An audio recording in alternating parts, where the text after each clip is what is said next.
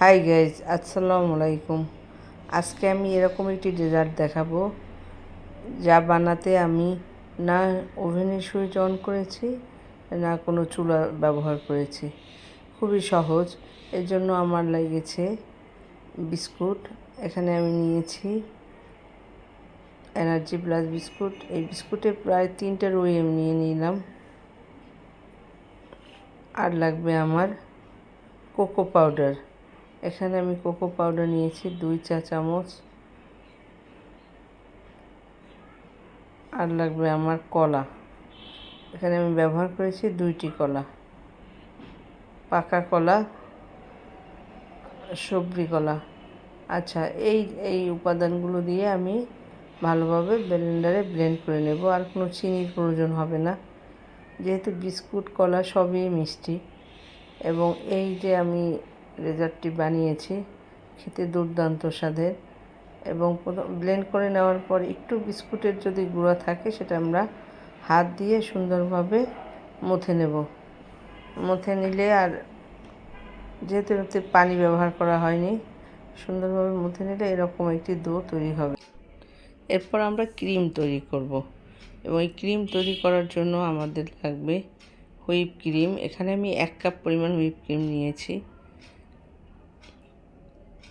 এর মধ্যে আরেকটা উপাদান দেব, সেটা হলো কনডেন্স মিল্ক। এখানে আমি 3 চা চামচ কনডেন্স মিল্ক নিয়েছি। এই হুইপ ক্রিম এবং কনডেন্স মিল্ক আমরা সুন্দরভাবে বিট করে নেব।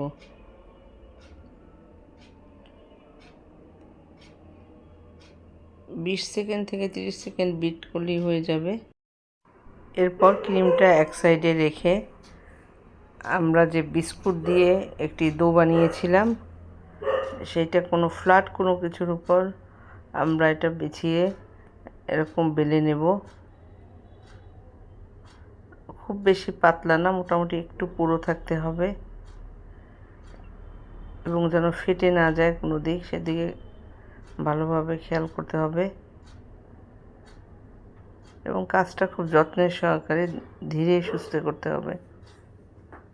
এরপর আমরা যে ক্রিম বানিয়েছি সেটা এটার উপর, এই বিস্কুটের ডোয়ের উপর সুন্দরভাবে বিছিয়ে দেব। আর এর উপর আমরা কিছু ফলের কুচি, এখানে আমি ড্রাগন এবং আম, এই 2 ধরনের ফ্রুটস ব্যবহার করেছি। আপনারা যে কোনো ফ্রুটস ব্যবহার করতে পারেন। তারপর এভাবে র্যাপ করে তারপর আমরা ডিপে রেখেছি প্রায় 4 ঘন্টা যাবত। তারপর এভাবে আমরা কেটে সুন্দরভাবে পরিবেশন করব। বাচ্চারা তো চেটেপুটে খাবে।